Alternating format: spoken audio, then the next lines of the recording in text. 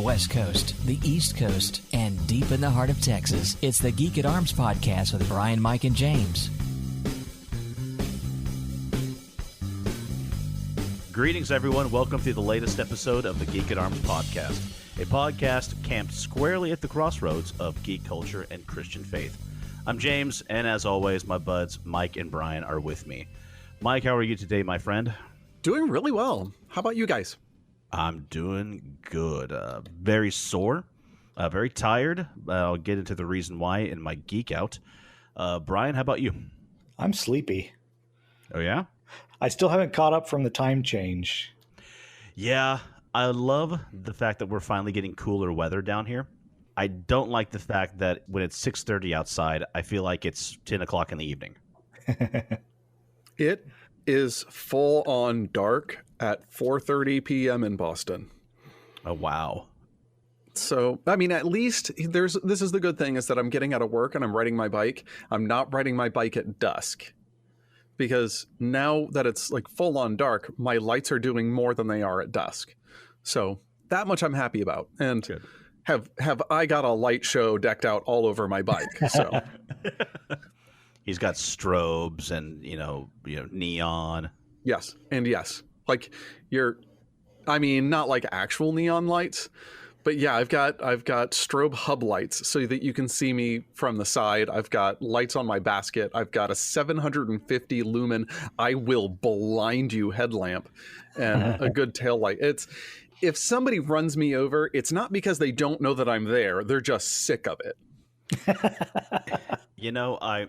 I don't mind like the bright white LEDs on cars. I don't like them on jacked up trucks and SUVs. So they're like right in my... Okay, yes, you can see the road. And now you can see most of Tarrant County.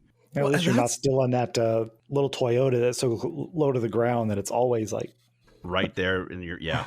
That's the thing that gets me is though I will have all of that. And one time somebody they're just not paying attention. They want to make a right-hand turn. And so they just start coming over into the bike lane when I'm right there. And I just kind of scream at them like, I am a rolling parody of visibility. Well, they're just offended that you're celebrating Christmas so early. I mean, actually, some of the Bostonian cyclists deck out their bikes for Christmas. I mean, we're talking garland and holly and Christmas lights above the normal safety. Like, that's what I should do this year. No, what we need to do is get a amplifier poked up to your mic, have it decked out somewhere, and need to download the sound effect of Ghostbusters Ecto 1, their siren going down the street, and so that whenever you're riding around, that's just what everyone hears blaring out. I have thought about it because I do have a Bluetooth speaker, and I'll play cycling music, stuff that's not going to distract me while I'm cruising down the road, or if I'm in a bike lane, or like if I'm on a bike path, I could just crank it up to whatever I want and not have to worry about it. And I've thought about, man, what would I get arrested for if I used the Ecto 1 siren? It's hard to say. I mean, but they'll find a reason. I'll get ticketed for impersonation of a Ghostbuster, I'm sure. Just tell them that you ain't afraid no ghost. I am afraid of pepper spray. So, I mean, I guess I have this question. I don't think I've ever asked it before we got to Geek Out. How did we get here?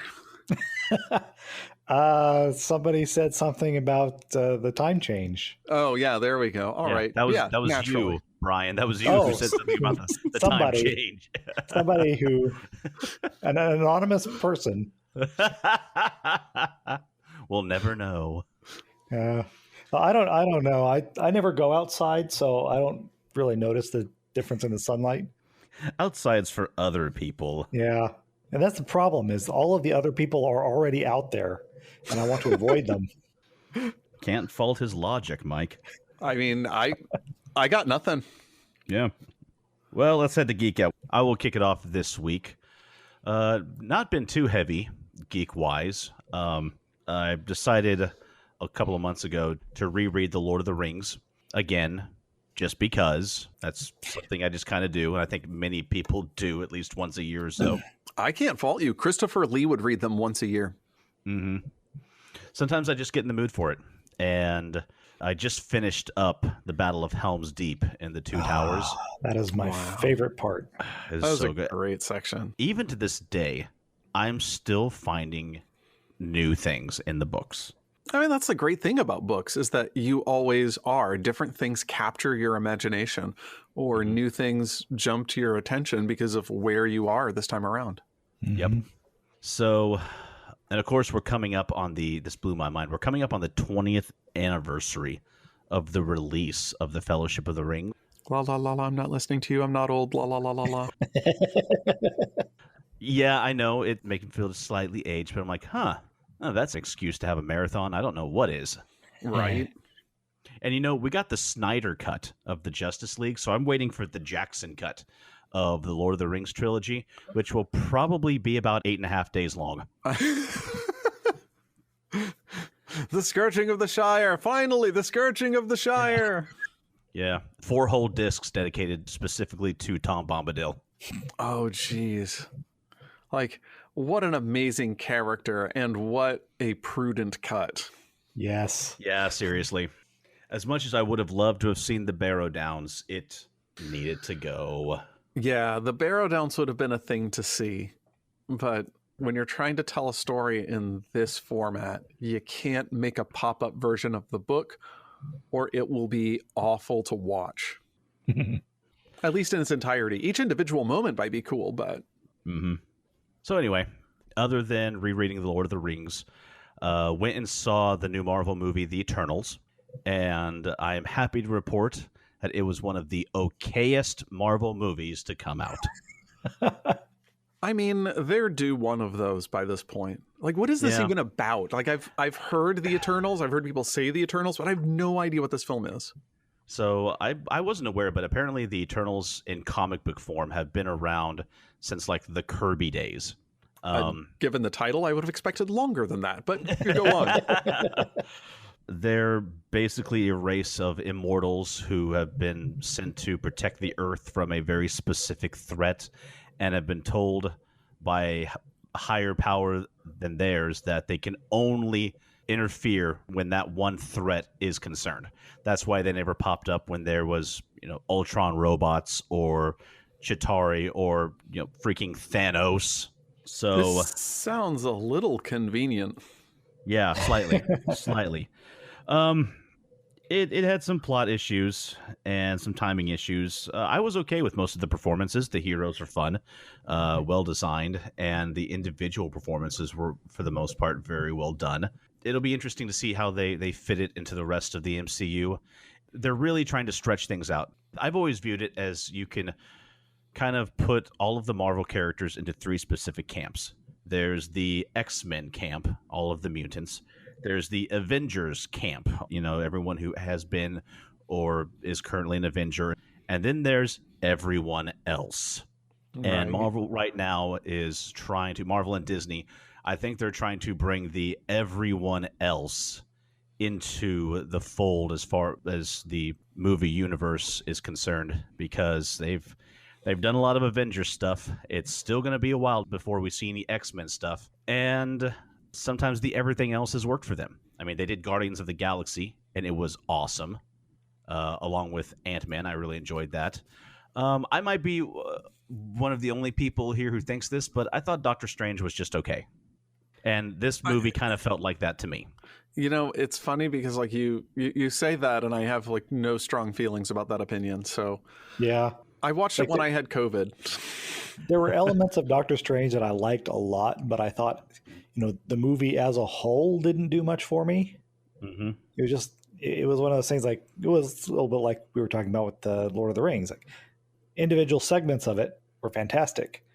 Taken as a whole, I don't think it quite worked for me. I mean, as a whole, it was really good. As a movie, it was okay. That's how I Sorry. felt about the Eternals. Fun parts, meh, okay parts. As a whole, well, it's, we got this to get to what they're doing with the rest of the MCU. So Right. we'll see how it all folds in. This is We kind of a needed to get that stepping. green rock in there somehow, and this is how we're going to do it. There you go. I kind of view this as a stepping stone movie. Oh, did Thanos not collect that one? No, we didn't get the stepping stone. That's why his plot progression stopped. He literally turned to dust. It wasn't because of the snap. It was because the writers literally had nowhere else to go with him. That and Josh Brolin was already engaged otherwise for Dune. Which we'll get to that in a moment. But Speaking first, that would have been the perfect segue, but I'm going to interrupt it. Segueus interruptus. I just broke Brian.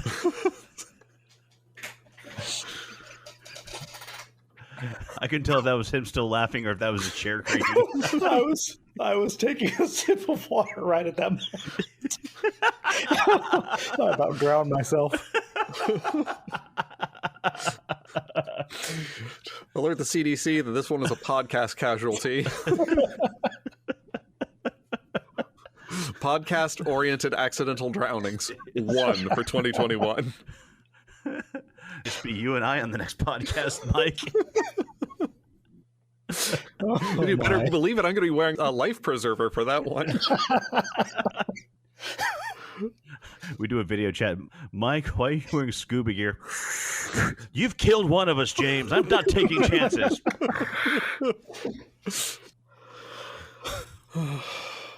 Anyway, so I mentioned earlier, a bit sore, a bit worn out today. That's because yesterday was our local FCA Kingdoms Queen's Champion tournament. And it was a local one, so instead of having to day trip it or, find a hotel, it was only a 35-minute drive for me in Dallas. So that was great. A lot of rapier fighting going on. And I chose this time out just to help marshal it because I'm still kind of recovering from my heel injury. That and the Friday before, I got home from work rather late. And when I got up, there were kids to help take care of. They had a soccer game that day and several other things kept on delaying me. And so I just made the decision, I'm not going to stress about this. I get there when I get there. And if I get there in time to sign up, I'm going to fight. If I don't, I'll volunteer, I'll marshal, I'll do other things. And I got there just a bit too late, but I decided to take my time setting up. Joy, a few months ago, bought us just a nice 12-foot by 12-foot dark green pavilion shadefly. And wow. I love the thing. And so now I have like a little area I can kind of call like my little base camp. It's nice to have, though. It's nice to have a place in the shade. So overall, good event. There was a cut and thrust tournament later in the day, and I did sign up for that. Was out a little faster than I wanted to be, but my first opponent was a white scarf and a master of defense, so no guilt there. And my second opponent was a very fascinating gentleman named Kazmir. He was a Polish persona, and he came out with a pair of Polish-style sabers. Wait, so he did a Polish saber. He did a pair of Polish sabers. Well, he had a pair, but when doing cut and thrust, he had a Polish saber, and he had a dagger with that same upswept saber-style blade, except just in dagger form. That'd be mean. And I had my longsword, and he was a lot of fun to fight. He was a very nice gentleman, and we double killed 3 times in a row. Oh my gosh. So nobody won that one. Well, he finally got a semi-glancing, but I'm still going to call it blow on my legs. And in cut and thrust rules, especially because we are doing the cuts and the chops, any shot to the leg is still a kill. Right. So I just decided to call it. One, because my left side of my ribs were a little sore where I got his head and he got my ribs. and it was clean. So I'm like, yep, that's good. I'm out. And if somebody gets you and they get you light because they calibrate, we want to reward that now, don't we? Especially in CNT. Like, I actually had somebody in a tournament, like, I had placed my blade on their mask, and it wasn't a hard shot, but they were sitting there trying to figure out, like, it was there, but it was light. I'm not sure whether to call it. This is a tournament, so winning gets the better of some people's judgment. So I just looked at him levelly and asked, so what I'm hearing is that you need me to hit you harder in the face. He decided to call it after that. Good choice. So after I was done with the fighting and the marshaling, I spent some time with a couple of gentlemen. I had set up my pavilion next to theirs. And one of them had a wooden stump with a cylinder of metal sticking out of it. And it was hammering away on some things. Once I went over to introduce myself and to meet them, found out that they were members of the Onstjoren Moneyers Guild. And they were making replicas of period coins. That sounds like too much fun. So after talking with them a bit, I found out that what they had done was made a pair of dies based on 16th century English pennies. One side was a design that was for the roses of Onstiora, and a rose is anyone who has been queen before, and so it can be used multiple times. The other side of the die was made specifically for our current queen, had her initials on it, along with some other decorative pieces that doesn't look out of place on a piece of period money. And their gift to the new crown was 1 pound of these coins, which the small blanks were made out of aluminum, so that came out to be just a little over 2,000 coins. Jeez. So, after talking with them more about period money, I offered to help, and over about the next hour and a half, I was either replacing the blank and putting the die down for someone to hit it, or I was taking a turn hammering away. And it was really fun. That sounds like a great way to spend a day with some new friends. It was. Great conversations with them both about fighting, about the SCA, and of course more about the research of period money, the way that they replicate today, but do so affordingly, because you can't just go like, okay, we need a bunch of silver to turn out a bunch of silver coins. Yeah, no, that's prohibitive cost wise. Yeah. They're basically using aluminum. But we talked about what happens if you want to make some that have a goldish look to them, and there's this stuff called new gold, which is a mix of copper and bronze that has a bit of a nice gold look to it. And by the end of the night, one of them turned to me and goes, "Oh, by the way, you're now officially part of the Onstjoren Moneyers Guild." Cool. And I got paid. He gave me about 20 of the coins that were made. And in period fashion, I was paid in ones where the detail is not so precise or the impressions are off-center. Because people who would have worked in money guilds in the past, those are the types that they would have been paid with. Because the good stuff, that goes to the customers. The crown, the banks, whoever has contracted for the money to be made, and the employees get the rejects, because it may be a reject slightly off center, the impression not as good, but it's still silver. The more you screw up, the more you take home. It sounds like higher management. So yeah, he said, "You're now a member of the guild. Your official title is Hammerer." And I'm like, okay. He's like, "That's an actual position, and you actually would have been paid more." I have to ask: Have you in the SCA? Have you made it to the rank of captain? Just asking. No reason. No relation to the title hammer. Unfortunately, one day I hope to attain the coveted title of Captain Hammer. It'll just be me and Nathan Fillion. I mean, I had to wish. I had to hope. But then I'd have to walk around being smarmy. I mean, all the time. And a man's got to do what a man's got to do. I wouldn't worry about it too much, James. I mean, everyone's a hero in their own way. That's right. But speaking of a hero in their own way, and this is what I wanted to start my geek out. In fact, I wanted to spend most of my geek out just talking about this. Guys, let's talk about Dune. Yeah, it's okay. You can spend most of my geek out talking about it. I think it'll be just fine. Good. I walked into this movie with high expectations. I really did. I went ahead and thought, considering all the hype about this, the great trailers, and the subject material, Dune, I've got high expectations for you. Denis Villeneuve, you best rock this. And I was not disappointed in the least. They nailed it. They absolutely nailed it.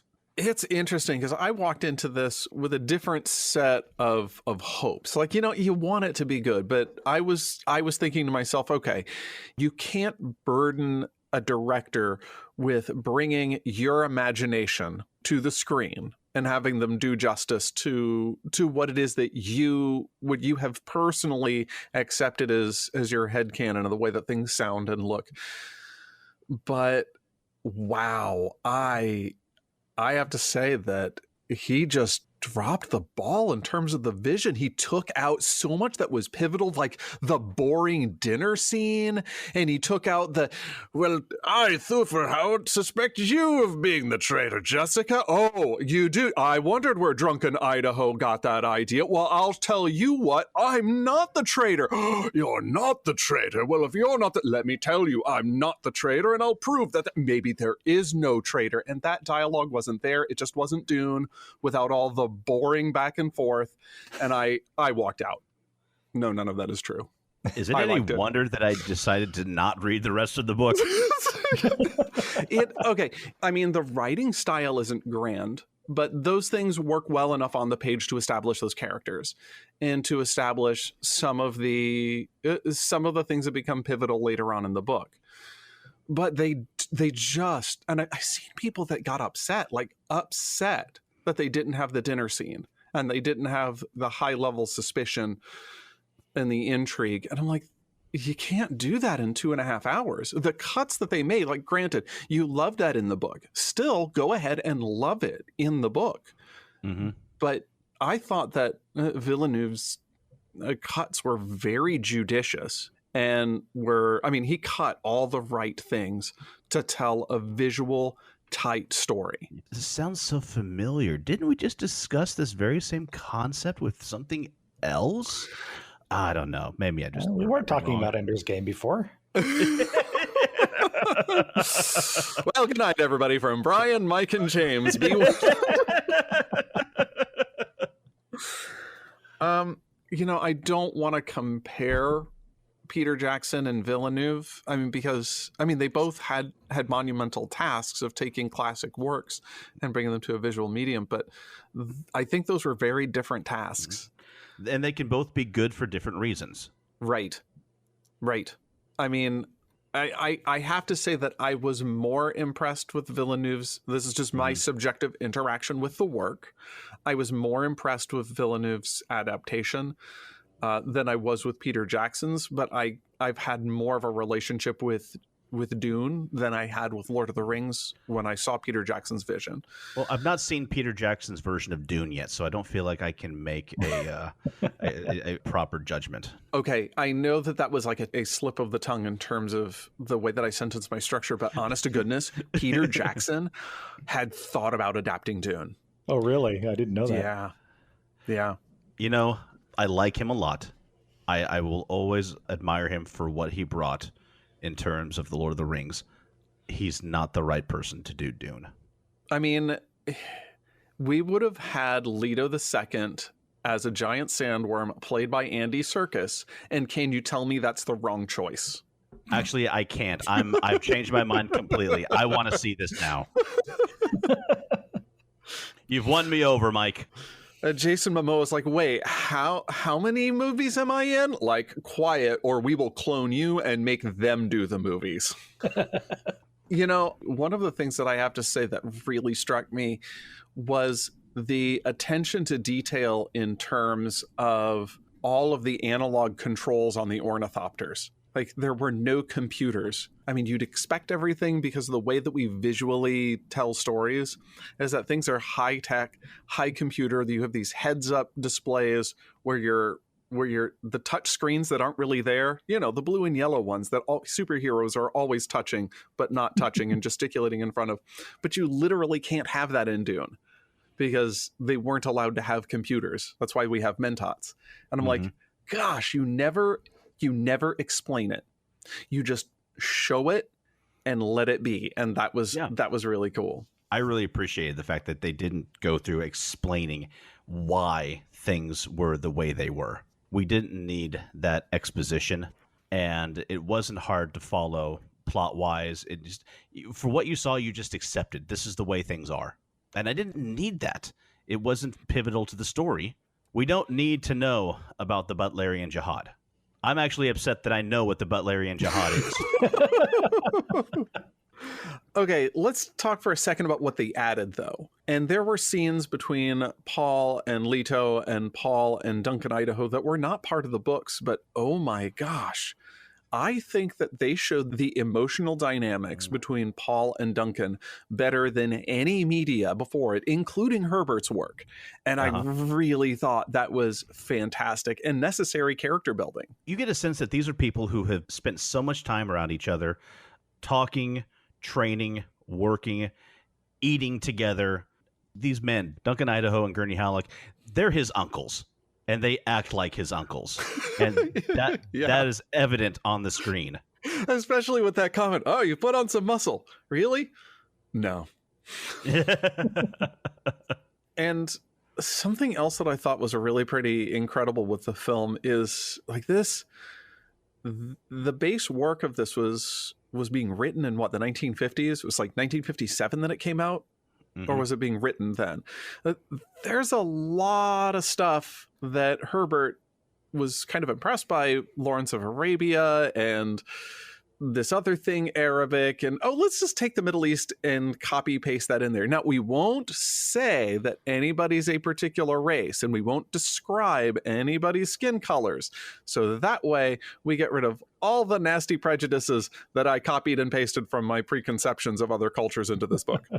But, and they say things that we would kind of cringe at, like, oh, you've gone native, and they kind of kept those things in the book, but they left them as cringy moments. Like somebody said it once, Idaho was admiring the Fremen work, and they teased him saying, "You've gone native," and it was just kind of like a, dude, that you're not supposed to say that. But they kind of left it, but as showing the people like, yeah, this was an uncool thing that Leto's people were doing, because there were a number of things in the book that even Paul is looking at how his father is conducting the business like, oh, dude, that's not cool. And Idaho was saying, yeah, dude, you need to respect these people's culture. And without having long drawn out scenes with that, you could see that these were off-worlders' kind of superiority complex assessment of the population of the planet. And it's like, wow, in a couple of sentences, you showed and not told. To jump back on the interrelation dynamics of Paul and the men around him, and also to the show, not tell, I really enjoyed the way that they established that there was a loving and solid relationship between Paul and Leto. Oh, man, that was shown again. Yeah. Do you know what? This entire movie was show, don't tell. Yeah. Which dude has struggled with in the past. When they're getting ready to leave their home planet to head to Arrakis, and the scene where they're around the gravestones of their forefathers, and they're having a discussion. One day you're going to be a leader, but what if I don't want to? I'm like, I didn't want to be a leader. I wanted to be a pilot.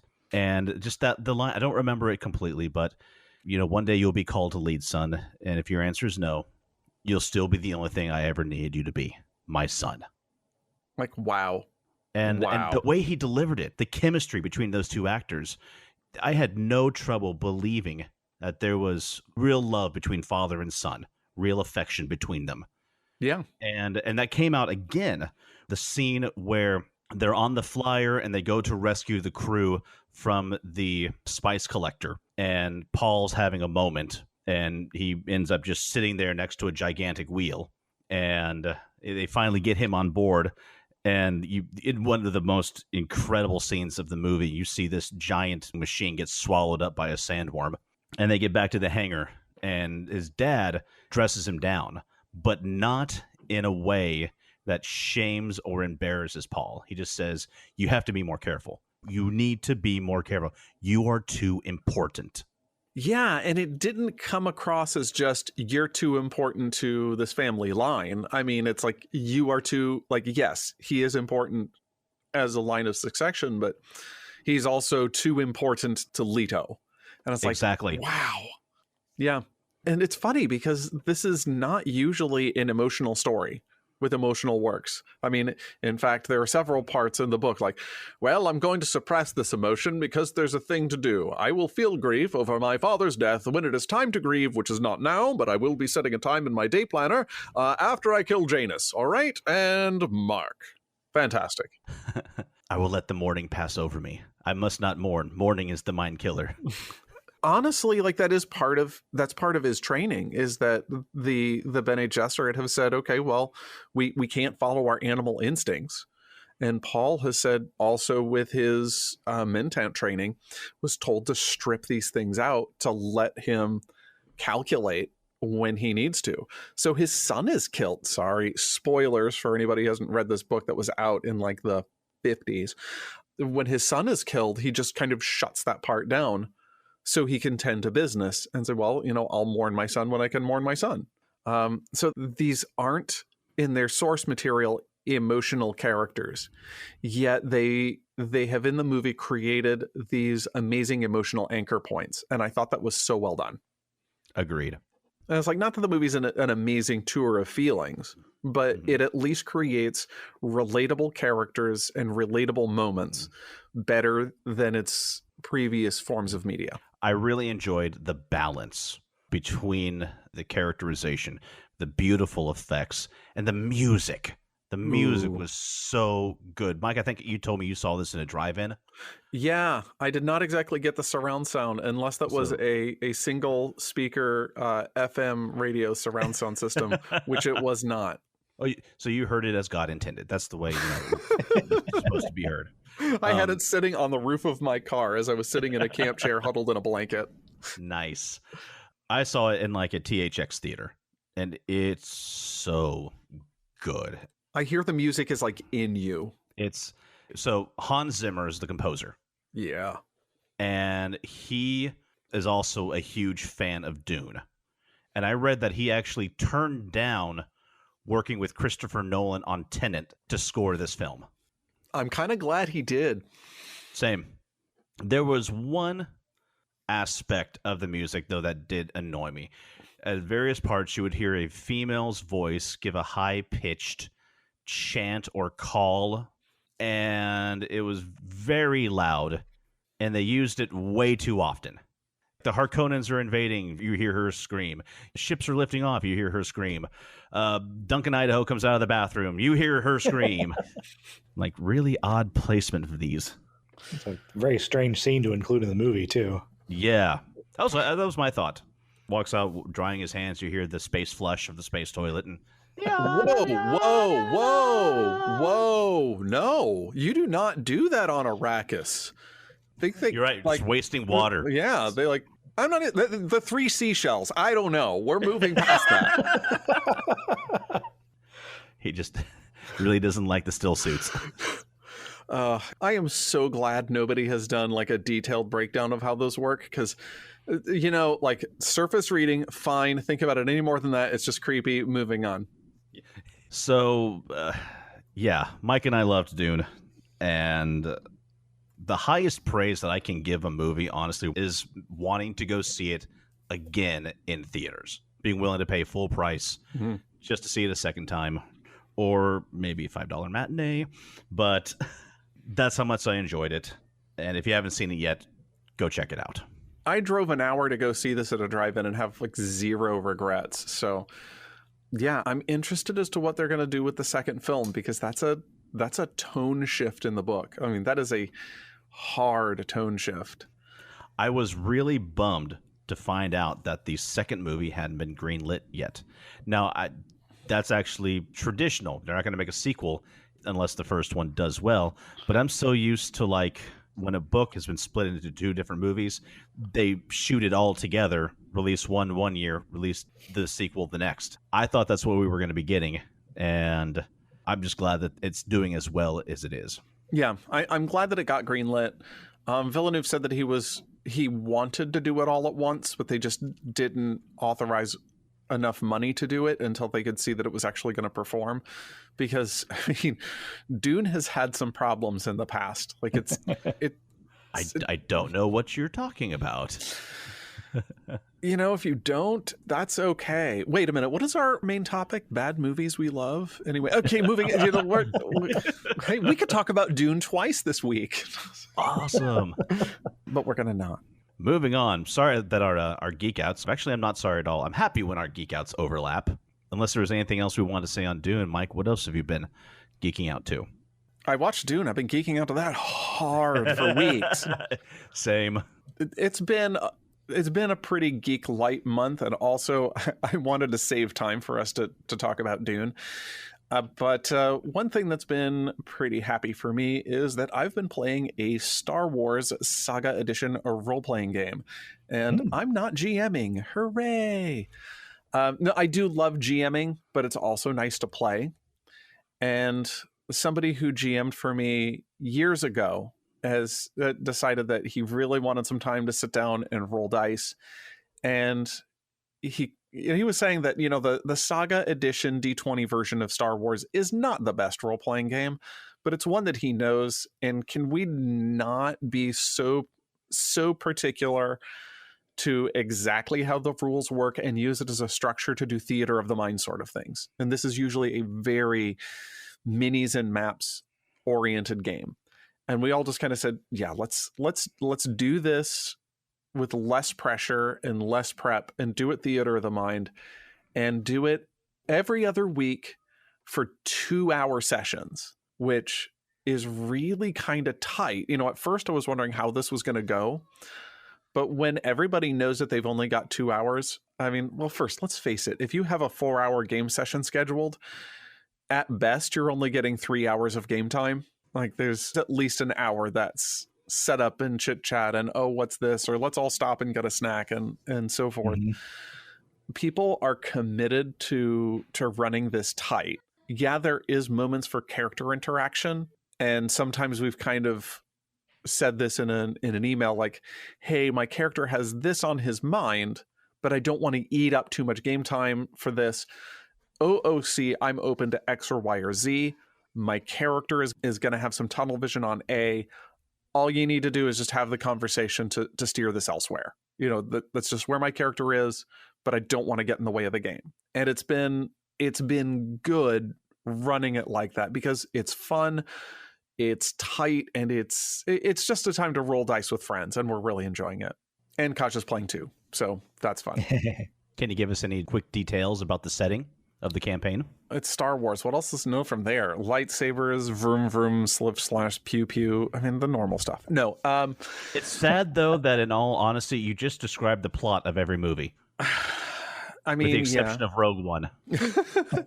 What it is it's set around the time of Knights of the Old Republic, so we don't have too much canon to bump into.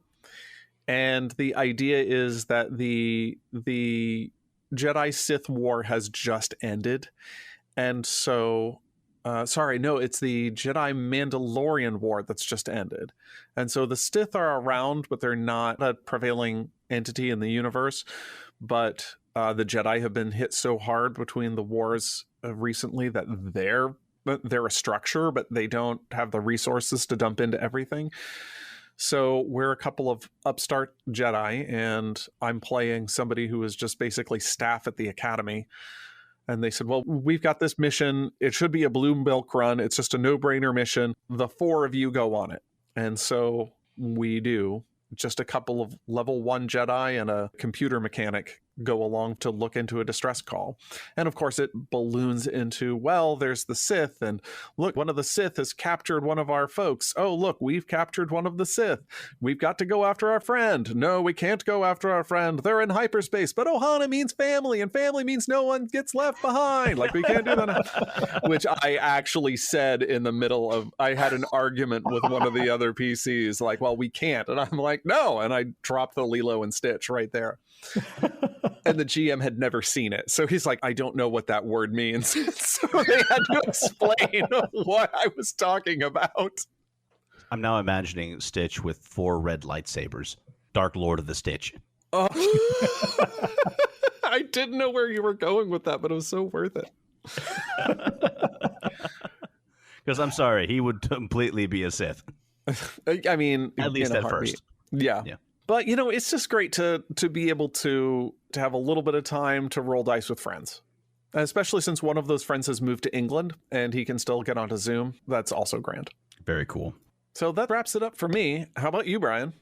Well, I have also been enjoying getting to play instead of GM. I've talked about being in Peter Martin's group for a while.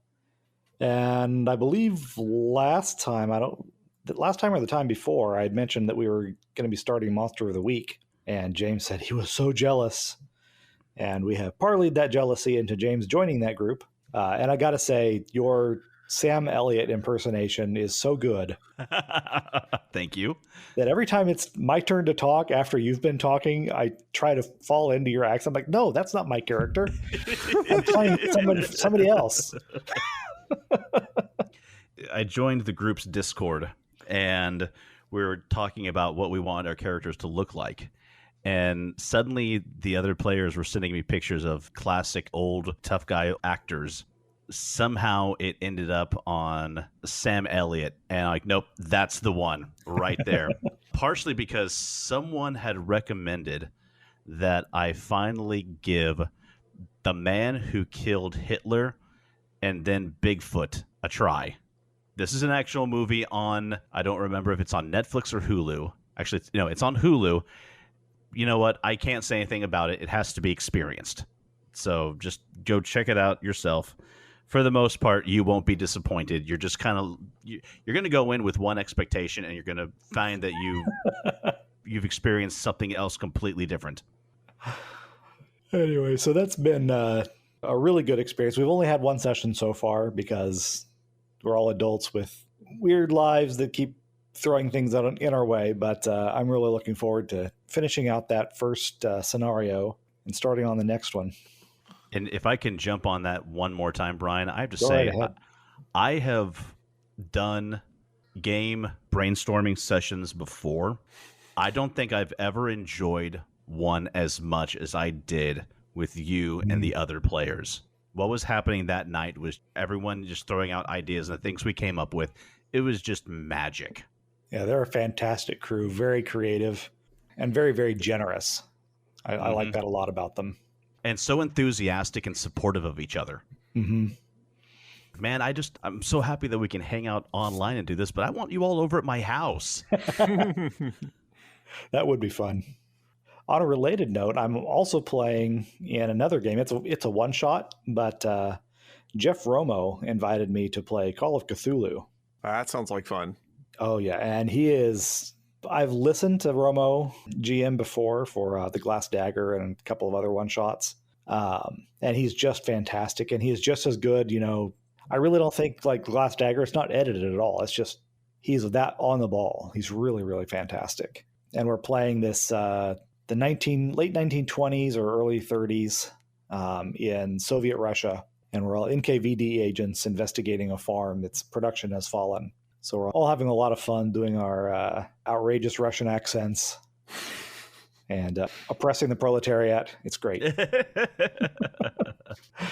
That quiet menace, oh, yes, comrade, if that is what the decision that you think you ought to make, then by all means, go ahead. But I think we're having our second session next week, in fact, that should finish that one out. And I'm really, really, really, really looking forward to it. Yeah, that sounds really amazing. Yeah, it really is. And I hope I get the opportunity to play in one of his games again in the future. Just he's really good. And it's been inspiring to me as a game master to play with other game masters who are that skilled, picking up some techniques and some approaches. And I've learned a lot from it. We've only been a total of like 2.5, 3 hours, but I absorbed so much in that short time and in the lead up to it, because he's got a way of building excitement with just like dropping a prompt or an image in our group chat every few days, just to keep people's attention focused and get their excitement up.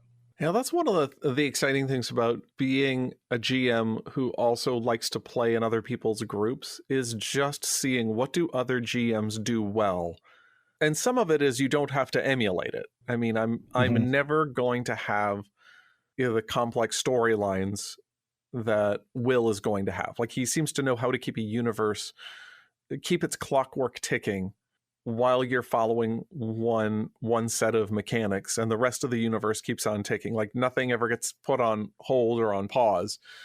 Everything is still interacting in Adventure Time. And yet, there's things that when he plays in some of my games, he sees that I'm bringing something else to the table in terms of environments and characterization that he's like, wow, that works really well. Neither one of us are ever going to even be able to try to emulate the other person. Mm-hmm. But you can still just really appreciate when you have somebody who's such a good GM that you just really enjoy sitting in the worlds that they're making, and the presence that they're bringing to the table. It's just amazing. Yeah. And if you do see something that you can emulate, then by all means, try and take that for your own games. There's no reason to turn down a good tool if you see it. Right. You're not going to wield it in quite the same way as that other game master does, but that doesn't mean that it's not also valuable in your hands. Fair enough. On the non-role-playing side, actually, no, it's just another role-playing game. I'm started playing New World. And, like all MMOs, it's less role-playing than it is, just hack and slash kind of stuff. It's difficult to play a character when, it's a computer game, and so everything is pretty constrained. I went in with this idea I was going to be this cleric-y type, and it's going to level up the life staff and wear these robes, and my character's got a tonsure. But it's like, no, you can't really do the cleric thing. You can be a healer, but you're still going out and you're bonking monsters on the head with a big hammer at some point. See, that's always one of the things that's always kind of frustrated me about wanting to play like a magic user class. Like, I get that there's divine magic and that there's arcane magic, but I've never found anything that lets me study the magic of friendship. But, Well, you're just playing the wrong games. I'm sure that there's a MLP game out there somewhere. By golly, I think there is. I'm sure there is. Anyway, but I've got my buddy Christian. He was the one who prompted me to install it and start playing. So once a week, we gather a little crew together and go out and kill wolves and gather hemp so that we can make linen. There's a really broad crafting system in the game that I've been enjoying quite a bit, probably more than I enjoy the actual storyline. No, I need to go out and I need to find iron and silver so that I can make rapiers. I don't know where you're going with this, but I am so on board right now. Yep, that's all. I wasn't going anywhere. The end point was making rapiers. Considering how much time I spent just crafting in Skyrim and The Witcher 3, I'm right there with you. Yeah. I've been playing a lot of Animal Crossing lately, so I have a zero room to judge. Imagine if we combined all of these games together and we called it Dragon Crossing. And that's what the whole game is. You just make yourself a little shack, level up your alchemist levels, make daggers and rapiers and magic items to sell to adventurers. And that's the game. You report into the back and Isabel gives you combat missions. Yeah, I see that happening. The dreaded dragon of Loch Non has been terrorizing the countryside, and all you're thinking is like, I can get so many spellcrafting components from that thing. As if you don't do that in normal role-playing games. That's beside the point. I seem to recall that dragon you killed in my Rifts game, and you were all trying to figure out, okay, how do we transport its corpse to the town so that we can harvest it for alchemy supplies? And it was worth it. It took 3 weeks. It was a horrid, rotting mess and putrid by the time we got there. But oh my gosh, the alchemy! Well, it was the stripping down of all of our vehicles to make a large hover sled. Oh my gosh! He's not lying. It's basically what we did. We basically ruined our transportation just to transport this thing. Because, I mean, forget the alchemy. Basically, we were looking at this thing. There was just a giant dollar sign attached to the side of this monster. It was all about the cash. The monster that was supposed to be a tough fight, and when it turned out it wasn't being a tough fight, it tried to run away and couldn't. Oh my gosh.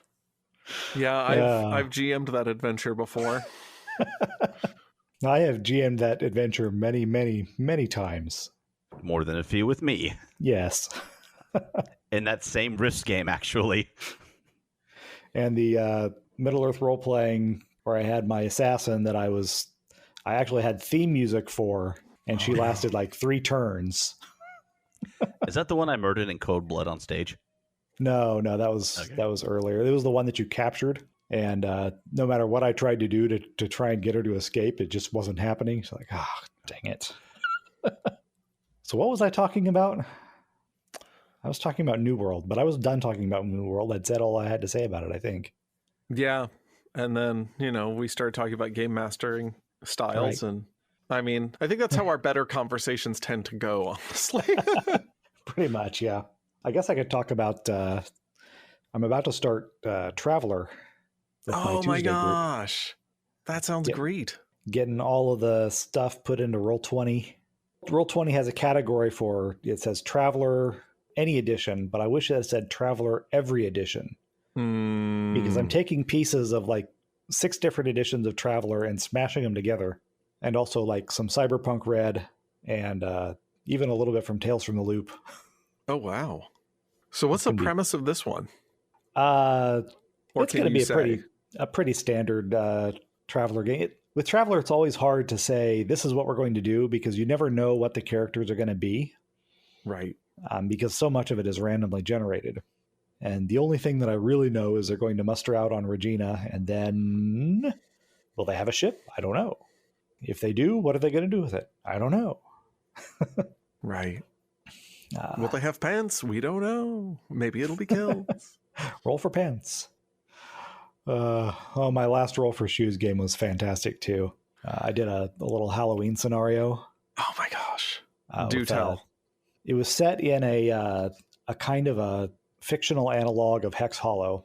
And then they were teenagers legend tripping. So they were going to drive. The legend was that you drive across each of the bridges in Nelson's Hollow exactly one time and you open a gate to hell. Okay. So they get about halfway through and then they run across an old mansion that wasn't supposed to be there. It wasn't on any of the maps. And so like, okay, well, let's examine the mansion. And of course there were ghosts in the mansion. And one of the players was murdered by a ghost that was trying to murder another ghost. And then they overturned like the big china cabinet on one of them to try and trap it. And somebody set a fire that actually caught the guy that had been stabbed, caught his coat on fire. And so the whole mansion is starting to go up in flames, and somebody tries to cross the china cabinet and goes through the back of it and gets his foot stuck. So we had one character murdered by ghosts, one character burned alive, and the third gets out to the car in the sleeting darkness and realizes that the guy who got his foot caught in the china cabinet still has the keys in his pocket. No. And so we end with him walking off into the darkness, looking for the rest of the bridges so that he can go to hell and rescue his friends. Oh my gosh, that is like such a Halloween movie. Yes, it was. You know what I mean? Yeah, it was a terrific game. And being able to get 2 PC kills in a game of Roll for Shoes is pretty impressive too. That is impressive. I mean, I knew that we could die, but I don't remember how we took damage and what determined whether we were hurt or alive or anything of that sort. Yeah, there's not actually much in the way of mechanics for that in Roll for Shoes. I think in the sci-fi game that you played in, I didn't even have any of that thought out. It was just, if you encounter something that's probably going to kill you, then roll to see if you can get out of it. And if it doesn't, you die. That makes sense. And if you die, then, you roll for cheat death. That was, I think, my favorite mechanic ever. Cheat death. I think that cheat death and examine dead body were the skills that I'm going to remember. I did run one of them where the PCs actually had hit points. Okay. It was kind of a standard dungeon crawler, and I structured it in such a way that every time the PCs made a roll, I was also rolling for the Goblin of the Woods. And, so he was leveling up at the same time they were, and he was getting abilities like getting minions and so forth that he would then throw in their way. And I did give them hit points for that one. Kind of makes sense. But they survived it and killed the Goblin. Well, no, they didn't kill the Goblin. They drove the Goblin off. it got away. I'll But count they that as a rescued the victory. villagers. Sounds like a win to me. Yep. And that wraps it up for my extra long geek out. But moving on. What's our topic for today, guys? I haven't been paying any attention. I think that we have decided to take a hard look, a deep dive, probably more at ourselves than anything, with bad movies we love. Yeah, I think that this is going to be more a big reveal of exactly either how good or how bad our movie taste is. Well, I mean, I guess it really begs the question, like, why are we bothering to talk about movies or things at all that we know aren't good? Well, quality is overrated. I mean, films are about emotions, and sometimes there's a movie that's objectively awful that still is touching something in us. And sure, a lot of times that's nostalgia, as I'm sure we'll see in our selections. But it's not always that. And sometimes it's just like there is something about this, like there are ridiculous things that will bring me to tears just because, hey, that's hitting something in my psyche that, is possibly something that I need to work through. Or, maybe just, hey, I needed this little bit of catharsis right now. And if I'm getting it from, I don't know, I can't think of anything off the top of my head, but The end of I'm getting Kiki's from that- delivery service, and don't you judge me for tearing up just a little bit every time. Oh, dang, I couldn't possibly judge you for that. I mean, Okay. if you want some judgment, there is an episode of Bobby's World that gets me. So there you go. I've admitted that on the air. I mean, I think that we can all be secure in ourselves enough to say exactly that, yeah, there is sometimes emotional catharsis or something that some films, I'm not saying that Kiki's Delivery Service is a bad film, but for certainly some not. reason, there's an emotional reaction every single time. And I think it's funny because sometimes, like, you usually expect yourself to desensitize to some pieces of media, but sometimes that just does not happen. It's also, I think that we should probably give some voice to the fact that it's hard to love something that is just 100% garbage. So these movies have to have something that's redeemable. So what is it that makes the difference between something that's just bad and watchably, lovably bad? One thing to me is that I think that there's at least enough structure there to let you enjoy and appreciate what's there, even while still affectionately roasting what doesn't go well. I don't want to do a deep dive on it, but I think Attack of the Killer Shrews has some impeccable structure for a 1950s horror film while being thoroughly cheesy enough to make it comedic and not the least bit scary. At Yeah, first, I I thought you misspelled Attack of the Killer Tomatoes because I had never heard of Attack of the Killer Shrews. Oh my gosh. It used to be like a Halloween regular because yes, it's a scary monster movie. These are dogs with rugs and paper mache. But again, it's got the horror movie structure. It's a scary movie, but it's not scary.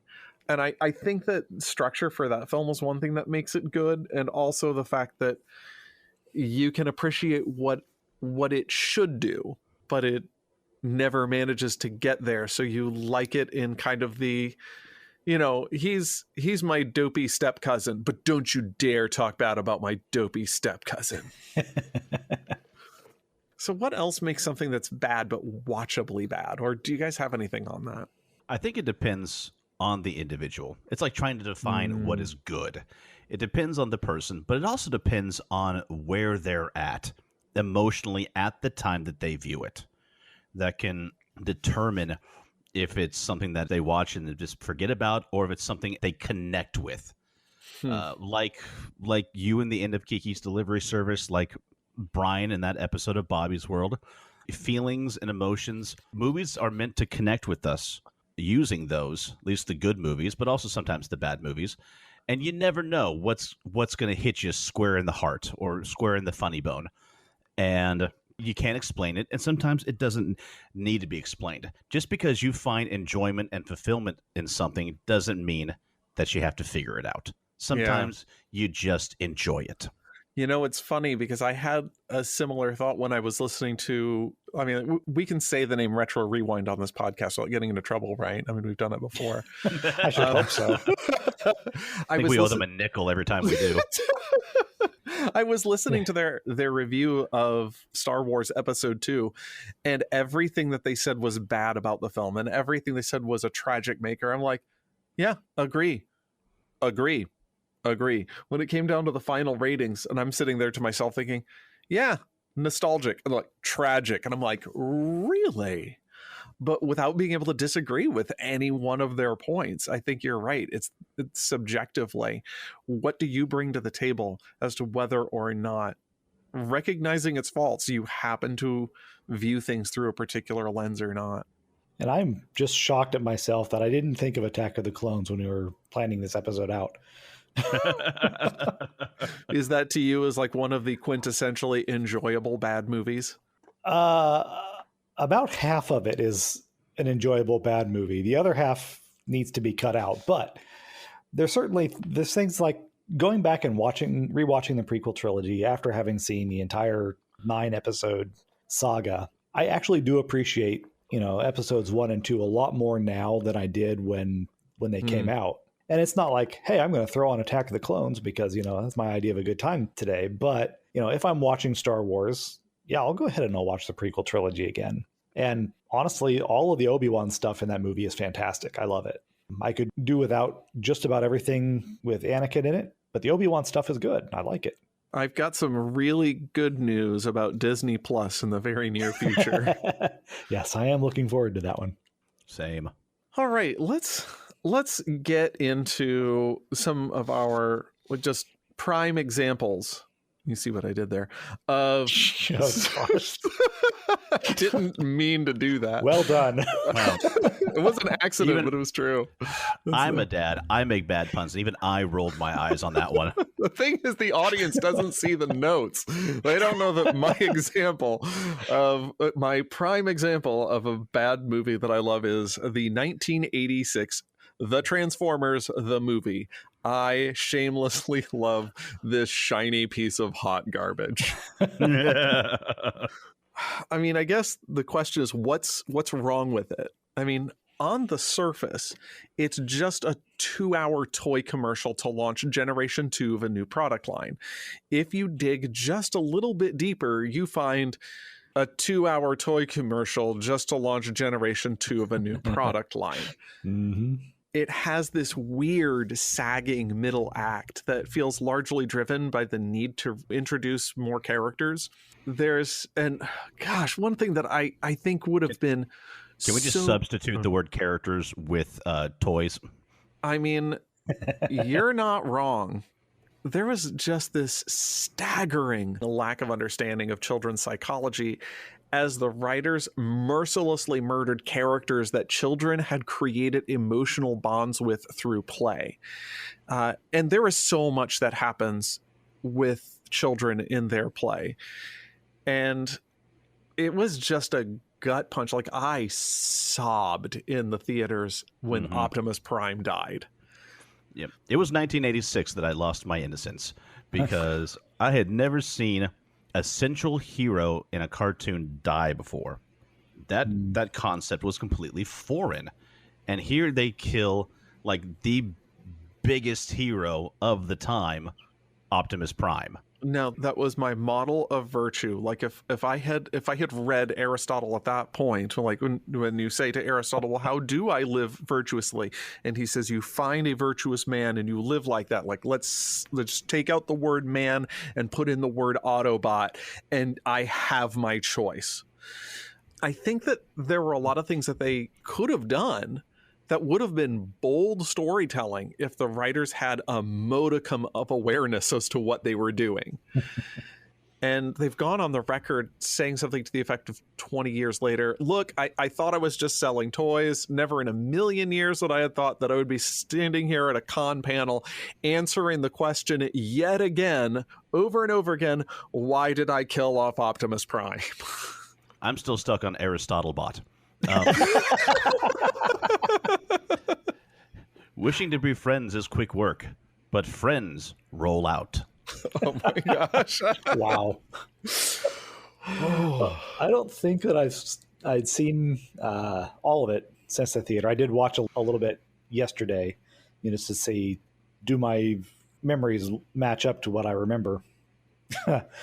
Does the reality match up to my memories? Anyway, but I remember in the weeks, before it was coming out, they were doing a lot of promotion. I was tremendously excited about it. And in the weeks afterward, I was crushed that I couldn't play with Optimus Prime anymore. Yeah, because he's dead now. He's dead. What are you supposed to do with the toy? Bury him in the backyard? Right. Oh, jeez. Wow. And being extremely jealous of my friend who already had a Rodimus Prime figure. So, yeah, toy commercial. That was very effective, obviously. Although I was upset because I had an Optimus too. I'm like, well, I guess I'll get Rodimus. And then I saw what the Rodimus action figure looked like. And it was such a giant piece of orange plastic crap. Yeah. Hot Rod was so much better. I loved that Hot Rod toy. I didn't care if he wasn't the leader. Hot Rod was awesome design, and he was fun to... Do you know what I think that's one of the things that was great about these toys is that they had a real tactile component. Oh, Like yeah. it was almost like puzzle solving. Like it's almost like it's designed to excite so many good things in children's interaction and learning. But man, instead, In my experience, it was designed to make me think that my parents were idiots because they could not transform the robots. I could do it like 5 seconds. It's just like this. And my dad looks at the things, like moves some things around. It's like, I don't understand this at all. though that's the sort of things that's the sort of power dynamic that children revel in, as that they have secret knowledge that the adults cannot tap into. And there was much of that was being portrayed in 80s and early 90s media. I mean, even Will Smith told us parents just don't understand. Yeah, I mean, well, yes, but also the story of I think it was the Polar Express, where the kid asked for the bell from Santa's sleigh and he gets it, and his parents couldn't hear the bell and he could. In time his sister couldn't hear the bell. You grow up enough, you can't go to Narnia. I mean, there is something in that actual tangible thing that the children have, something that the adults don't have. That was just magic. And so you have to murder that magic on the big screen. Good job, guys. Good job. I guess the question, why do I love this film? And honestly, there's a lot that's just nostalgia. But if we're talking about what's actual quality in this, I really think that the background artists were taking this film a lot more seriously than literally anyone else. And I don't mean that, I mean, I could say that as a dig, and sometimes I do say that as a dig, but in all honesty, they have some wonderfully rich and beautiful backgrounds. And I've even listened to the DVD audio commentary, and these people were taking their craft as background artists very seriously. And it was great. Well, whenever I'm tempted to completely pan something, I remind myself that no matter how awful something is, it's somebody's baby. Somebody is pouring their blood, sweat, and tears into any creative work, even if it's something as crassly commercial as Transformers the movie. And I remember, like I said, I only saw it the one time, but I have these vivid memories of Unicron and Cybertron and the Matrix of Leadership sequence at the end, because they were a lot more detailed. They were a lot, I guess, denser in detail than, all of the Transformers TV show that I'd seen up to that point. I can remember seeing the detail and thinking, why can't the cartoons be like this all the time? What's the matter with these people? Gosh. Yeah. Budget. Yeah. And I did look it up. While I was writing that in the notes, I looked up the movie. The whole thing is on YouTube, just to see, okay, am I remembering right that this Cybertron and Unicron were really detailed? And I looked it up, like, wow, yeah. Unicron's transformation sequence, all the little moving parts and the wires and the pistons and everything. It's like, wow, that was a lot of really detailed and very well done animation. Yeah, the film is uneven in that respect. Like there are scenes where obviously they were rushing and you can see quality drop between scenes, but where it's done well, it's done really well. Like I I one time sat down to watch this, and my eldest loves watching this film with me, and she always had a real love for art, even when she was younger. And there were times that we would just sit there and pause the film so we could talk about use of light and shading. And, you know, I think that was a window of such opportunity to talk to a young person about art and how these things function in a piece of media like this. I like, also, let's be honest, the music was was like a tour of the best of rock of 1986. Does it have anything to do with Transformers? No, but there you go, 1986 rock right there. You let everyone know you've got the touch. Oh, that had me in stitches. I was watching that sequence. I'm like, oh, I've forgotten the song, and it's so over the top. Oh my gosh. I'll tell you, one time we were sitting there there was a faculty member at our school, and he was just the right age.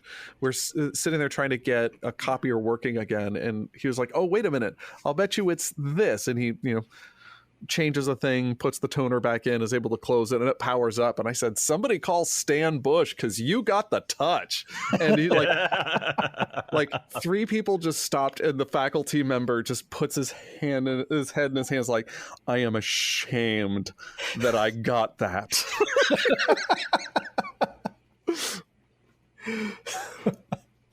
So what are the moments in the film that grab your attention the most still? I think actually some of the dialogue between RC and Hot Rod for some reason just jump out at me.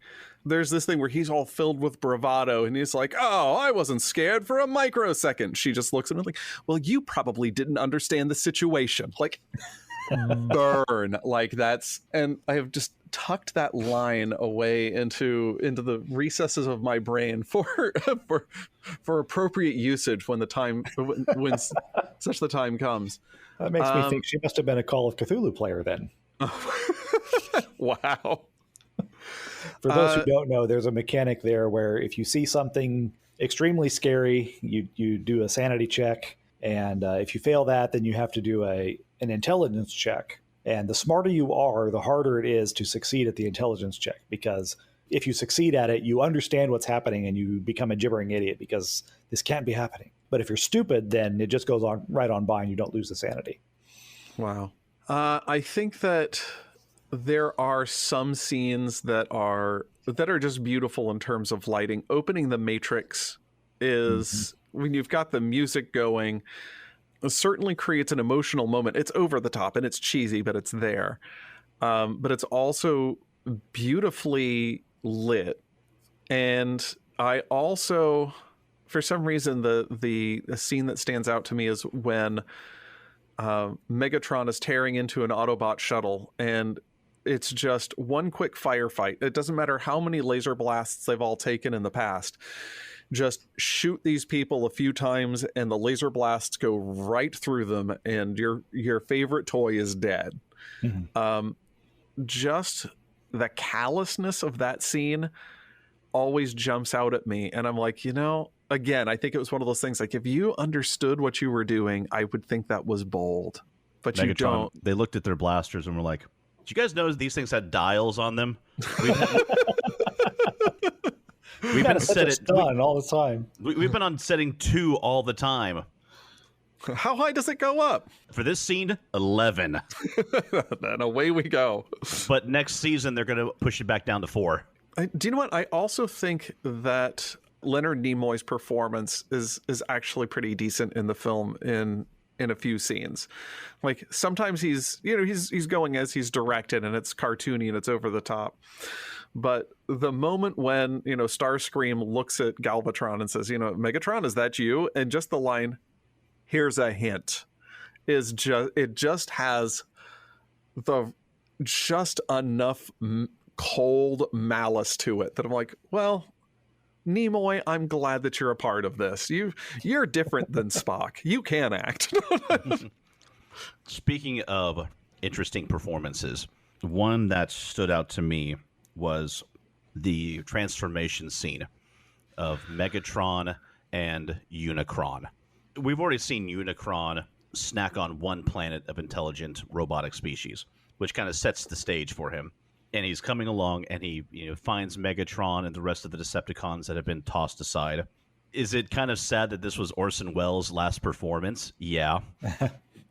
But there was a gravity to his voice of this giant creature that literally creates its own gravity. Yeah. This depth of this thing is giant. This thing is old, and it is more powerful than anything we've seen on screen in this universe. And the voice conveyed that. Yeah.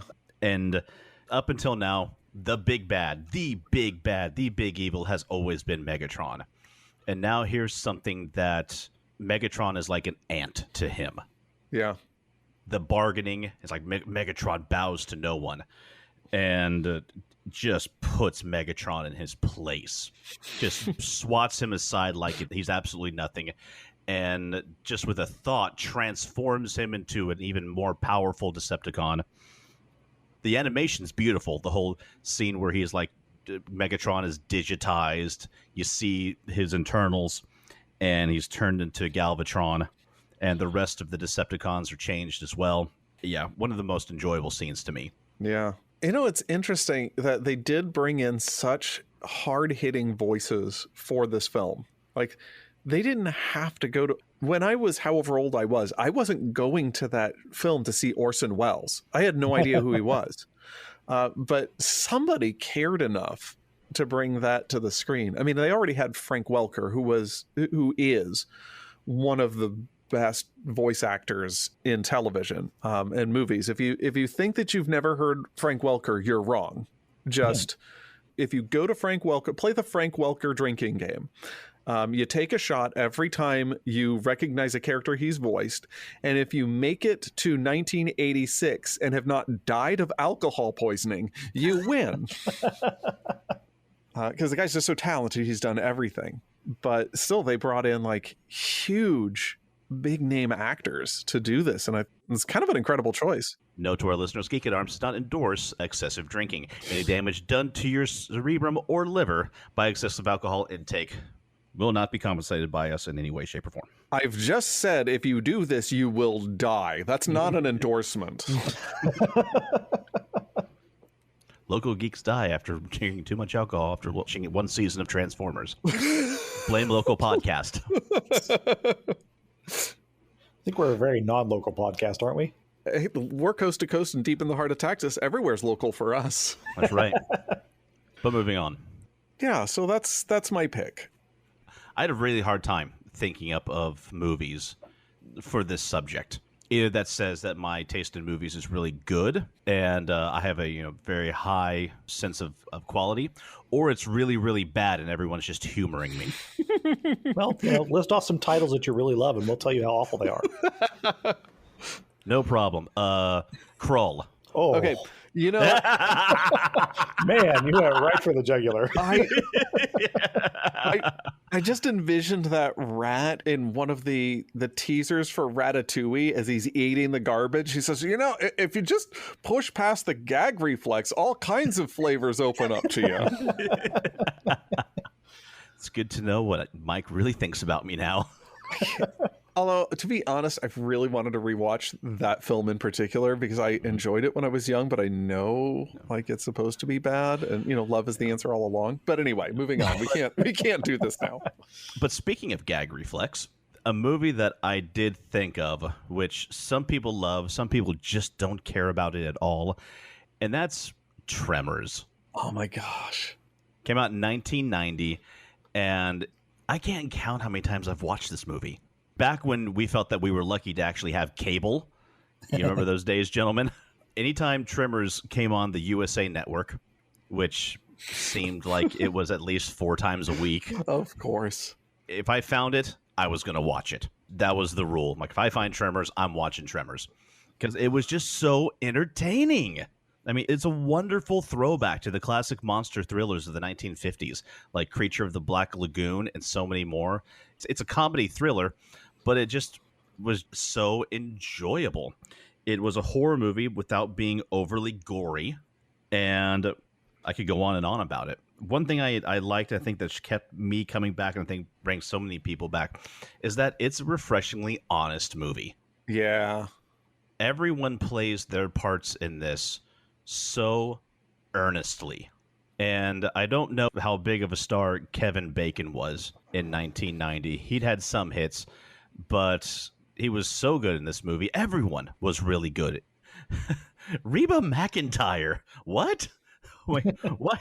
Why is I don't know why she's in this movie, but I really enjoyed her. She was gold.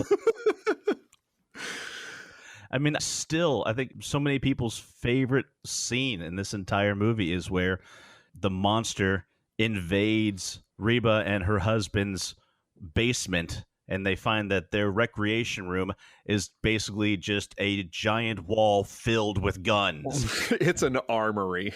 Yes. I remember watching this movie with my dad, and he's not a big movie watcher, but that scene, it made him laugh. And when Bert breaks open the glass case with the elephant gun, Yes. he was dying. He's like, hey, that'll do it. And I'm like, well, what is that? And he told me later, like, that's an elephant gun. In case an elephant tries to mug you in the street. Yeah. On a side note, because we talked about Monster of the Week earlier, my character in that game is partially based on the character of Bert Grummer from this movie. It burst into the wrong Goldern rec room. Exactly. Well, I have to admit, I've never actually seen Tremors all the way through. I've seen just clips. Gosh. I saw, I think, Tremors 3. Whoa, I have not even done that. Oh, there have been, I think, 5 of them Something and like that. a TV show.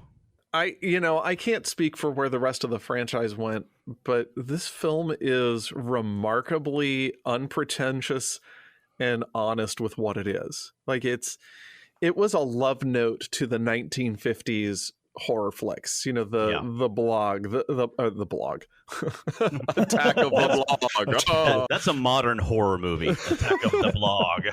The Blob. You know the tweeter.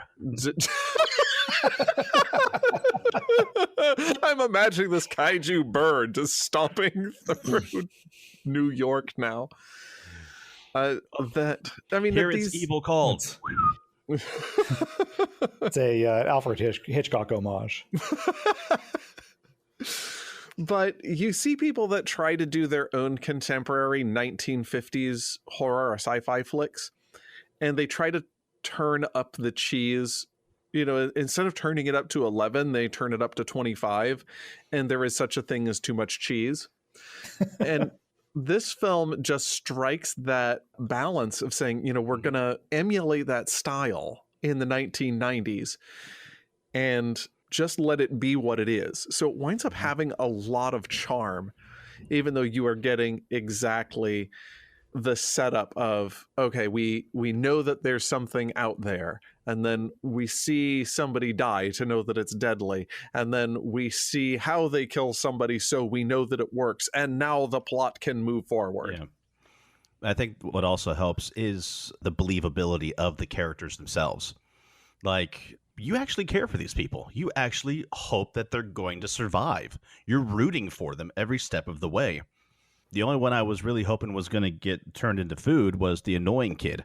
Oh, yeah, he made it, didn't he? Unfortunately, yes. I mean, they can't kill a kid, not in a PG-13. Yeah, they could kill a kid in a PG-13. But, Tremors. All right. So do you have any, I'm going to take Brian's question and toss it at you.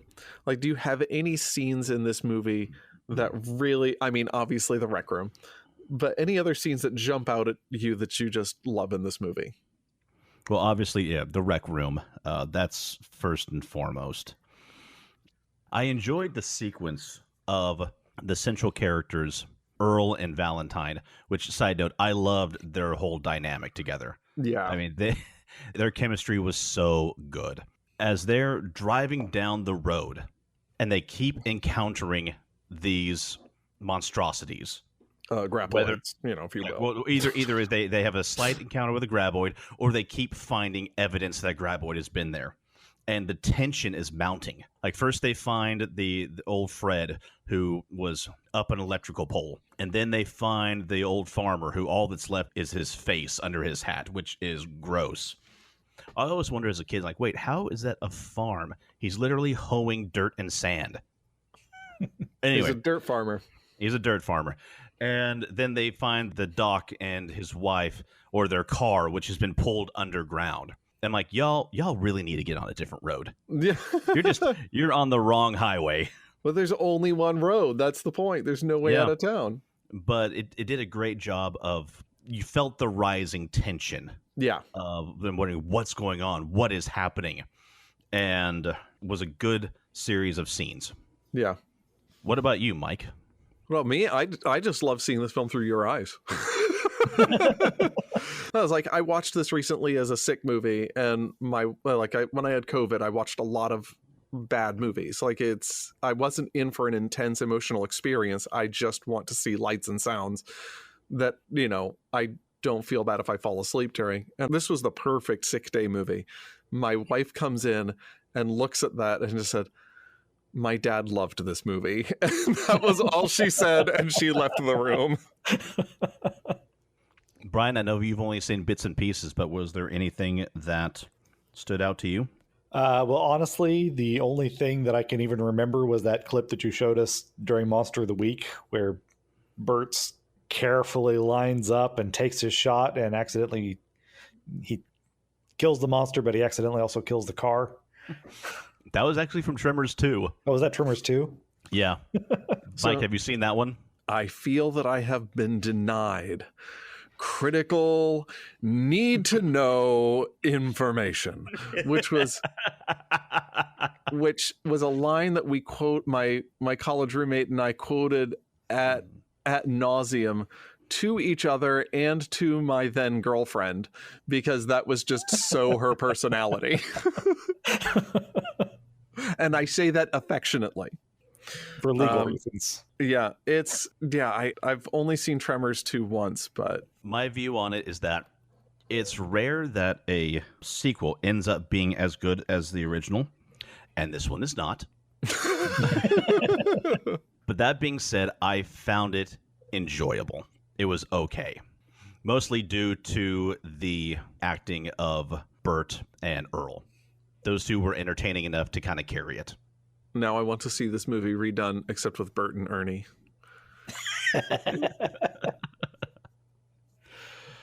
But speaking of If giant Hanson was creatures, still alive, he would take you up on that. yes, he would.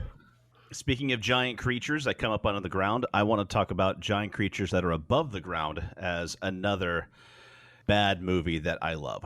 And that's basically anything that begins with Godzilla versus. Oh, yes. And there are a ton of them because so many have come out over the past 50 years. I mean, Toho figured out a formula that worked, and boy, did they stick with it. For better or for worse. And I knew as a kid that these were not the heights of cinema. They would not be counted among the great works of cinema. And I didn't care one bit. Because it was giant monsters fighting, destroying miniature landscapes, and kicking aside model tanks, airplanes, and laser guns. It sounds like a sort of thing that you really hope that the people making this just enjoyed the heck out of what they were doing. Mm-hmm. This I've isn't seen going to it. be the Academy Award-winning film No. for the beginning. Like I can tell you right now, I've watched a lot of Godzilla movies. I can't tell you the human side plot of a single one of them. I can't tell you a character's name. I can't tell you anything about their wants, their needs, their loves, their losses. Couldn't care a bit. It begins and ends with Godzilla, as it should be. And Not even Rex Dart Eskimo Spy? oh, he is the exception to the rule. Okay. Because of Godzilla movies, we got a lot of great villains. There's scores of kaiju fans. There's now so much Godzilla lore and history, and there's great villains like Monster Zero, Gigon, Destroya, Biolante, and not so great villains like Megalon. But then we get the pinnacle, the greatest mechanized hero kaiju sidekick of all history in any movies, Jet Jaguar. Anyone disagrees with me, I will throw down the gauntlet and fight you. I he don't has know what's going swords. on here, but I'm not mad. What was that, Brian? I said, and he has swords. Jet Jaguar has swords? No, I meant you have swords. So if somebody wants to fight you. I'm like, wait, I got excited from it. Wait, they're part of Jet Jaguar I didn't see? He has swords? What? I was pumped there. Sorry, but didn't mean to excite you for no reason. Well, Netflix came out with a new Godzilla anime called Godzilla 0 Point, and it has Jet Jaguar in it, reimaged, and I loved it. A lot of the cartoon, especially the plot, is a meandering mess, and I didn't care one bit because I got to see Jet Jaguar. For those who want to know more about Jet Jaguar and also Rex Stone. Rex Dart, Eskimo Spy. If you're going to watch Godzilla versus Megalon, don't watch the original. Go find the MST3K episode of Godzilla versus Megalon. You're going to get a much better story, a much tighter plot, and you're going to laugh a lot more, and it's just going to be a better day for you. Yeah, just watch the MST3K of Godzilla versus Megalon. Was that the one where they said, I'll see you at the judo range? That's a different one. That's a different one? Yeah. I couldn't remember. I get so many of them conflated these days. Yeah. Bring your Aikido rifle. We'll do some skeet kundo. I really hope that's in the film. I know it's not, but... I mean, you really have to be a certain type of person to love kaiju movies, and especially to love the old Godzilla stuff. And I absolutely am. And I'm okay with that. Because I love the new ones that have just come out these last few years. Godzilla, King of the Monsters, Godzilla versus Kong. I love the originals too. It's a little harder to like the original Godzilla versus King Kong. Let me tell you right now, if you haven't seen it, just don't. Just don't. We've all gone onto YouTube and seen the tree in the mouth scene. Yes. That's the pinnacle of the movie. Before that and after that, it's all downhill. So yeah.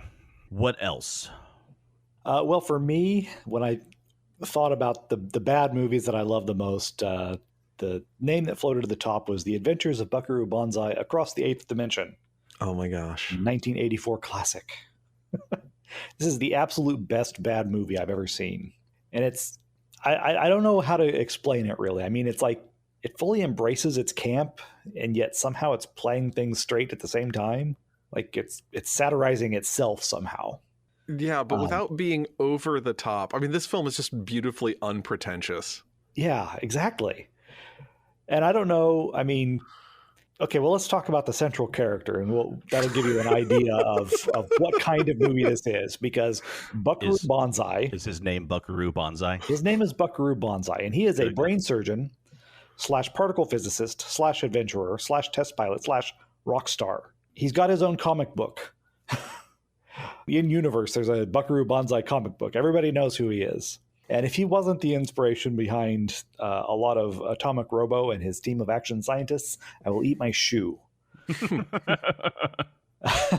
that tells you what you need to know about what kind of a movie it is. And from all of this, it's like how they managed to pull together the cast that they had, because this thing has, first of all, Buckaroo Banzai himself is played by Peter Weller. It's got Christopher Lloyd, Jeff Goldblum, John Lithgow. Jeff Goldblum is a cowboy. Look up Jeff Goldblum and Buckaroo Banzai, and you'll see his costume. It's sublime. And they cut scenes with Jamie Lee Curtis. Oh, why? Wait, she was in the film and is not? There were a couple of scenes apparently with Banzai's parents, and she was his mother. Oh my gosh. Yeah, I guess that found its way to the cutting room floor. I actually am glad that there's at least one scene that Christopher Lloyd did not get cut, because he actually won an award for this film, and it was the most emphatic use of an obscene hand gesture from a background character. It was beautiful. Wait, he actually did win that award? I mean, that was just a Mikeism. I mean, I will create that award and give it to him before this episode airs. Obviously, yes. What's funny is that I missed it the first time. Like, I'm watching the film and my daughter is busting up laughing, and I'm like, what? Like, watch that guy. And so I back it up, and there it is. Like, just, he had his whole body in it. Yes. Now I have to go back and watch all of this movie. My name is Big Boutte. Just why? Why? But yes, of course it is. The production design is awful. I mean, the design of the aliens, the rubber suits, the complete immobility of their faces. I mean, we've talked about the makeup on Babylon 5 and how amazing it was that Andreas Katsulas could emote through that makeup. There's none of that in this movie. I mean, the masks are just static. I don't think they're attached to the actors' faces at all. And the one on the spaceship is wearing like a feathered boa or something for some reason. I just don't understand. The film begs you to not understand, yes, but embrace. And what's funny is, as awful as the production design is, it looks like they just went into a Radio Shack and said, give us all of the stuff that nobody will ever buy, and we're just going to glue it all together and make gadgets. So for Radio Shack, that's like half the store, right? Right, pretty much. It originally had the cinematographer from Blade Runner, which you'd think, this is going to make a good-looking movie. But the producer thought, oh, no, this is looking too much like Blade Runner, so we'll fire that guy. The replacement DP wasn't bad. I mean, the camera work is actually pretty good. The lighting is uninspired. It's a lot more conventional look, but it didn't hide any of those rubber alien costumes that they really wanted to put in darkness. I mean, I think that this is just further evidence that this film wasn't trying to be more than what it was. No, certainly not. And all of that is actually kind of a draw for me, I think.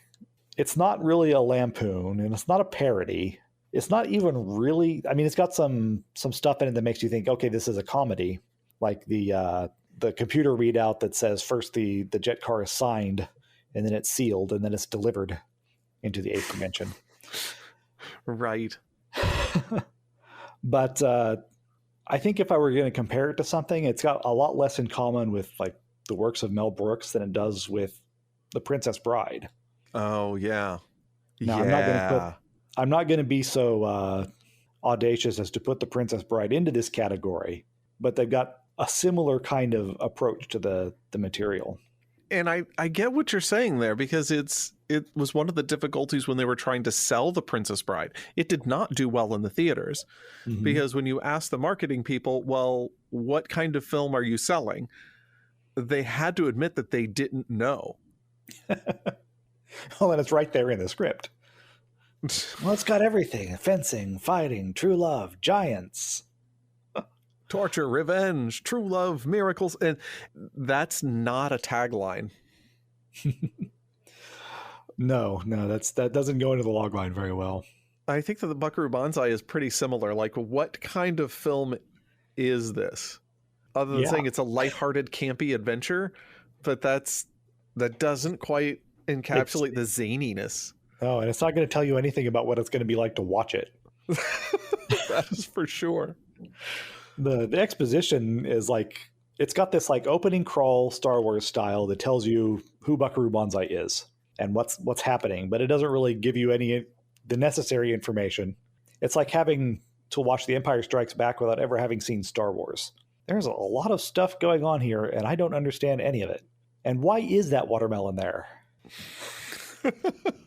Even after listening to both of you guys talk about this movie for a while now, I feel like I'm going to watch it and still have no idea what it was I just saw. Accurate. You're correct. Which means I'm going to have to watch it again, and that will be 2 more times than I've ever seen it currently, and then I'm just going to start getting angry. The day after Thanksgiving, grab your youngest, sit down with the dog, and watch this film, because that's the best way to see this. Well, I have a friend who every year on his birthday for his whole life, he had watched Dudley Do Right. And this is another one that goes into this category, a movie that he loves and acknowledges fully this is a bad movie, but it's his birthday. He's going to watch Dudley Do Right. And one year after we'd watched Dudley Do Right, I said, okay, now we got to watch this other movie. And I believe in the 6 years since then, every year he has watched Dudley Do Right and Buckaroo Banzai. That's grand. So I have a question, and we're going to put the same question back to you, Brian. Are there any scenes in this movie or any moments in this movie that just stand out to you? So I think the early sequence where he's in the jet car and he's about to break through the dimensional wall in the 8th dimension is one that it kind of encapsulates a lot of the movie right there in that one scene. And the concert. Because of course he's a rock star. Yes, of course. He and all of his, I didn't even mention the Hong Kong Cavaliers, because he's got this crew of other experts in their fields, and they all dress like maniacs, and they're all musicians. Is that the name of the band, the Hong Kong Cavaliers? Buckaroo Banzai and the Hong Kong Cavaliers. Okay, no joke. That's actually a solid name for a band. It is. But they're playing their set, and then somehow over the noise of the music, he hears someone crying. So he interrupts and he says, "Do I hear someone crying?" And of course, they introduce the romantic lead at this point. And the whole time, she tells him her name is Penny Pretty, and he keeps calling her Peggy. And you think, okay, well, this is just a gag. He's pretending to really care, and he's getting her name wrong. But then you find out later on that she's the twin sister of his dead wife, whose name was Peggy. Yes, the movie just gets more absurd. And so that scene where the expressions on his face, and he's got this, I think Peter Weller is really undersold as an actor. I mean, especially his lower jaw, I think did a much better job in RoboCop than anybody ever gave him credit for. But he's giving you this notion that he's out of touch. But when you rewatch it and you realize what he's actually thinking, you're getting a little bit of his emotional tenor in it. But he's very, considering how absurd the whole movie is and everybody around him is, he's kind of understated. Oh, and lest I forget, I meant to mention that he was also the hero who made bow ties cool long before the 11th Doctor. So there. Well, that's going to change the way that I view what's on my neck right now. Anyway, I totally lost where I was going, which is not at all surprising considering we're talking about that movie. You were talking about Penny Pretty and Peggy and how and the moment and the scene that he. Right. The question was what the scenes were that stand out to me. So yeah, the concert scene and the jet car scene are the ones. What about you, Mike? Wow. I'm never going to get over Jeff Goldblum as a cowboy, as a stereotypical Hollywood cowboy. And I don't mean the golden era of Hollywood when they were making Westerns. I mean, when somebody said they really wanted a jazzed up, chintzy cowboy. And that's what the prop department put together. It didn't even go to costuming. Somehow the prop department used hammers and nails and put this thing together, and it was just golden. No, I've only seen the film once, and really it was the experience of the absurdism with my child, and just being able to enjoy, not laugh at the film on its own terms, but really just kind of embrace the weirdness on its own terms. So not a moment, but just the whole shtick, I think. Oh, and of course, I should also mention the end credits. That's what I was going to bring up, actually. In the aqueduct. Because while I have not seen this movie, I do have a favorite scene. It's the only scene of this movie I have actually seen, and that's the end credits. I can remember sometime when I was younger, flipping through channels, and I stopped for a moment because there's who I thought was Pee Wee Herman standing at the top of an aqueduct. Compare the suits, okay? They're near identical. Yes. And it is not an invalid comparison. And suddenly this synthesized music starts up, which actually isn't bad. It's very fun. It is. And I'm like, okay, the music's kind of cool. And then all these people start walking up to join this guy. And I mean, it couldn't be any more 80s if it tried. The guys with the super skinny ties. One dude's got his suit jacket pushed up past his elbows. One guy's wearing a large white coat and a bandana with no shirt. And then there's a big medallion. Don't forget the medallion. Yeah, the medallion. And then there's then there's Jeff Goldblum. There's Cowboy Jeff Goldblum. What is happening here? and then they just start walking. And not just walking as a stroll. They are walking with purpose. They mean it. With an occasional dance step. Yes. These are power strides. I'm like, what's going on? What are they doing? Wait, this is the end? I thought this was the beginning of a movie. If that's the end credits, I can only imagine what the actual movie must be like. No, you can't. You cannot. This is the perfect day after Thanksgiving movie. It really is. I think we have said everything about Buckaroo Banzai that can be said. You know, there's probably more movies that we could go back and realize, man, that wasn't good, but I loved it so much. Like, for myself, I mean, I used to love Robin Hood, Prince of Thieves. It did so great at the box office. It's not a great movie. It may not even be an adequate movie. I don't know. Alan Rickman and Morgan Freeman. I mean, Can't be terrible. Yeah, it's not just Alan Rickman. It's Alan Rickman being told that he has carte blanche to do with the character what he wants. I actually started rewatching that film at some point. I don't remember why. I know that I didn't finish it, but I think it might be because my wife came back in town and like, no, we have one television and you're not going to pollute the room. It's a movie worth watching for the soundtrack alone. I mean, you're not wrong. But we could talk about many, many more. And honestly, we may have to revisit this subject. We might have to look at TV shows that are bad that we still love anyway. I couldn't help it. Sorry. Or listeners, do you have a movie that you just cherish and you know it's not great? Go ahead and tell us what terrible movies you love on our Facebook, our Twitter, our social media, and we'd be happy to hear your thoughts. And on that note, because there are certainly no bad zombie movies, let's go to the zombie apocalypse plan of the week. Mike, what have you got for us today? This time, we're going to be protecting our assets by getting zombie insurance. I've found a policy that protects against not only superhero collateral damage, of which there is a lot, damage from giant mechs, aliens, zombies, and acts of Godzilla. It's pricey, but after it all is said and done, it really is worth the peace of mind. Man, Godzilla insurance must be through the roof because... one, the roof is gone, and two, you know that after he goes out to sea, it's just going to be maybe about a year and a half, and he's going to come right back out of it. Dun, dun, dun, dun, dun, dun. Oh, come on, I just rebuilt. Dun, dun, dun, dun, dun, dun, dun, dun, dun, dun, dun, dun. The crazy thing is you've got to buy separate kaiju insurance. For each different monster? It's just Godzilla, and then... I'm moving. Yeah. It's making me rethink my decision to live in Los Angeles, that's for sure.